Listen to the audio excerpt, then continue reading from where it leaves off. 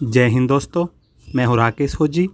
दोस्तों, सीआरपीएफ के अंदर जो जवान कांस्टेबल जीडी रैंक से भर्ती यानी कि एसएससी जीडी के थ्रू जो जवान सीआरपीएफ के अंदर भर्ती होते हैं वो जवान भी सीआरपीएफ के अंदर कलर की ड्यूटीज़ करते हैं। जैसे एचसीएम ड्यूटीज़ करता है, इसी प्रकार मेन ऑफिस के अंदर जो मिनिस्ट्री स्टाफ के साथ में जीडी का जो कांस्टेबल होता है वो भी कलर की ड्यूटीज़ करता है। लेकिन ये जो कलर की ड्यूटीज़ होती है तो एचएम की तो क्या फिक्स पोस्ट होती है, उसको परमानेंट वही ड्यूटीज़ करनी पड़ती है। लेकिन जो कांस्टेबल की रैंक होती है उसकी ये परमानेंट जॉब नहीं होती, उसको कभी कभी करनी पड़ती है। तो इसके लिए क्या प्रोसीजर है, क्या करना पड़ता है, क्या क्या सुविधाएं मिलती हैं कांस्टेबल को, इस वीडियो के माध्यम से आपको जानकारी मिलेगी। चैनल पे पहली बार आए हैं तो चैनल को सब्सक्राइब करके बेल आइकन ज़रूर प्रेस कर लें, क्योंकि इस चैनल के ऊपर फोर्स से संबंधित सभी प्रकार की जानकारियाँ मिलती रहती हैं। तो दोस्तों, जो जवान कांस्टेबल रैंक से सीआरपीएफ के अंदर भर्ती होता है और वो टाइपिंग जानता है और अच्छा पढ़ा लिखा है, इंग्लिश भी अच्छी है, तो उन जवानों को ऑफिस में काम करने का मौका मिलता है। लेकिन ऑफिस के अंदर जीडी के जवानों की ज़्यादा वैकेंसीज नहीं रहती, कि कहीं पे 5 किसी पे 7 मेन ऑफिस की अगर हम बात करें। इसके अलावा जो कंपनी लेवल के अंदर यूनिट हेडक्वार्टर के अंदर कांस्टेबल जो बाबू होते हैं, कंपनी लेवल के अंदर मिनिस्ट्रियल की पोस्टिंग नहीं होती है। जो एचसीएम मिनिस्ट्रियल के होते हैं इनकी पोस्टिंग हेडक्वार्टर के अंदर रहती है। लेकिन एक ऑफिस हर कंपनी लेवल पे होता है, उस कंपनी लेवल के अंदर 2 जीडी के कांस्टेबल या हेड कांस्टेबल बाबू की ड्यूटीज़ करते हैं।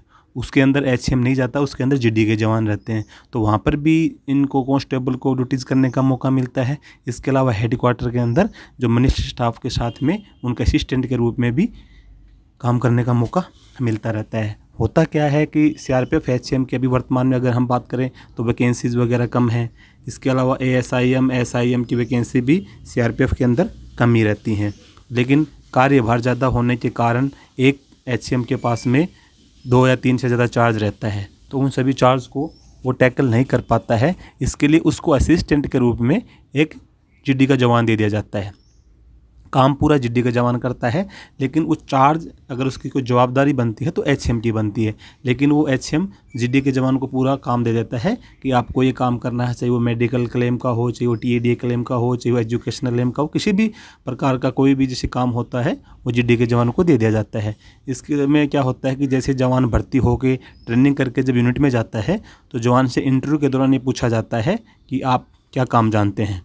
तो अगर जवान जानता बोलता है कि मुझे हिंदी टाइपिंग अच्छी आती है, इंग्लिश टाइपिंग अच्छी आती है, इतना पढ़ा लिखा हूँ, अगर उसका काम करने का तरीका पसंद आ जाता है तो उसको हेडक्वार्टर के अंदर ही मेन ऑफिस के साथ में अटैच कर लिया जाता है और वो मिनिस्ट्रियल के साथ में ड्यूटीज़ करता है।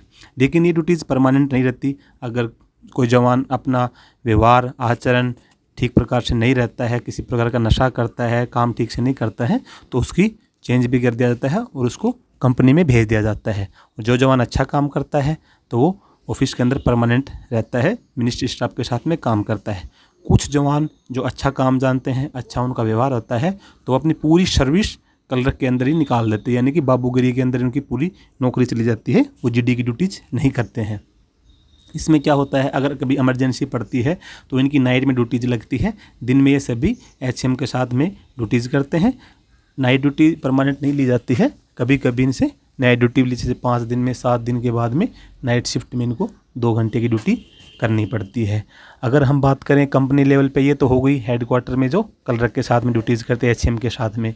इसके अलावा कंपनी लेवल के अंदर एक ऑफिस होता है जिसके अंदर जिन जवानों की कोई समस्या होती है, छुट्टी के लिए आवेदन करना है या किसी पे के अंदर किसी की प्रॉब्लम होती है, तो वहाँ से डॉक्यूमेंट बन के मेन ऑफिस में आते हैं एचसीएम के पास में। तो वहाँ पे भी बाबू होता है, वहाँ पे 2 या 3 बाबू होते हैं, तो उसके अंदर जीडी के जवान ही रहते हैं। उसके अंदर एचसीएम नहीं जाते, एचसीएम सिर्फ हेडक्वार्टर के अंदर रहते हैं।